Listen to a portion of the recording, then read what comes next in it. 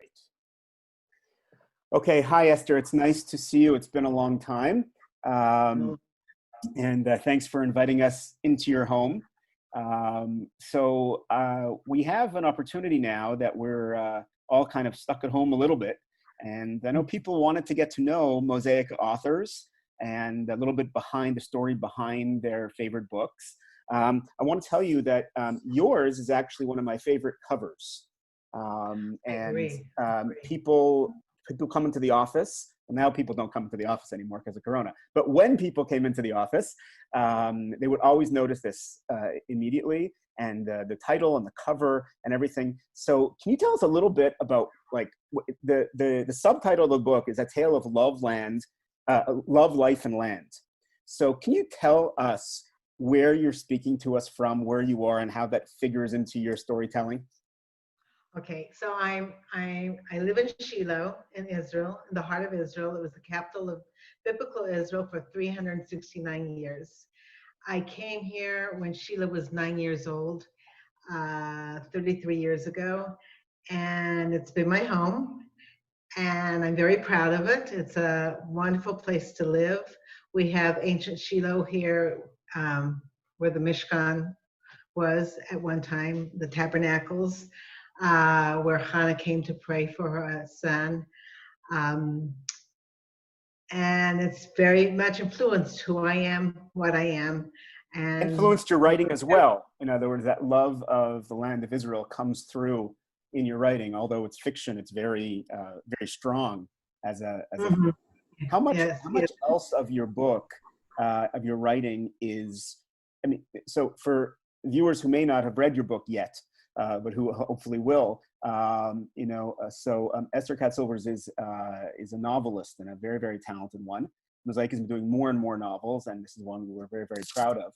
And what's interesting in terms of writing in general, they say write what you know. So it turns out that a lot of novelists, there is a certain core of truth to what they're saying.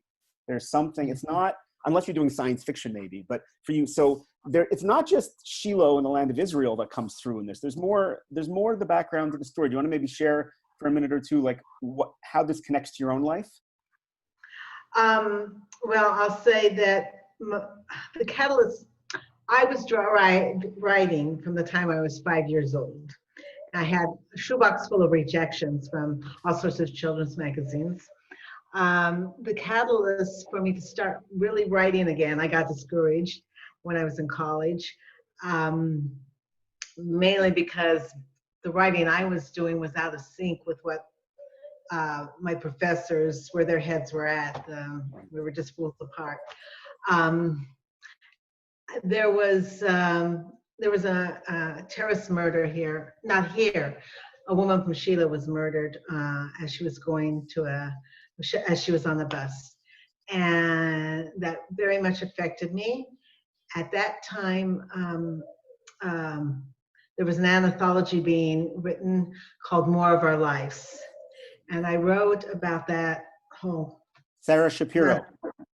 Sarah Shapiro, right. She's actually one of our new authors. Her book is coming out pretty soon. Oh, great.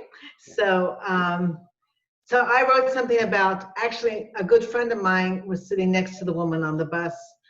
My friend was is a nurse. Her son was injured. She did not know that her son was injured. She was busy working on her neighbor who did die, who was murdered. And it very much affected me. I wrote about it. It was in this anthology, More of Our Lives. And that gave me the oomph to start writing again. In the book, there is a terror attack. There is a murder. Not a murder mystery. It's very clear who did it. But the way the characters and the community deals with that is very, very, very real, very much part of something that I know, sadly. So it's really great to hear from you and for people to get to know you a little bit. I'm told we have to keep these short because this is people's busy lives. Maybe we'll come back and talk again, in a couple of months or sooner. But let me ask you a question. Since this came out, what's the reaction that you've gotten? I know a lot of people who love Israel have really been inspired by it. Anything in particular? Any interesting stories or things you've heard? Yeah, well, I had one out of the blue. Someone sent me an email. I'm not quite sure how she got my email address, how much she liked it. Another woman wrote me, well, actually, she's a distant cousin. She said, I ordered the book online for Pesach. I didn't look at who the author was, and I couldn't, then when I realized it was you, I just have to tell you how much I liked the book. And my daughter is making Aliyah at the end of the summer. It was all worth it for that. I don't know how much one has to do with the other, but that was nice to hear that. I was at Asia Torah for a book sale, and someone came up to me and said, I couldn't put the book down. I couldn't put the book down. So I've gotten a lot of positive reactions. I imagine people don't share their negative reactions, but I bet there were many. Are you working on anything now? Something is beginning to churn in my mind. I think I'm going to have, the way the news looks, I'm probably going to have a lot of time to sit around and be able to work.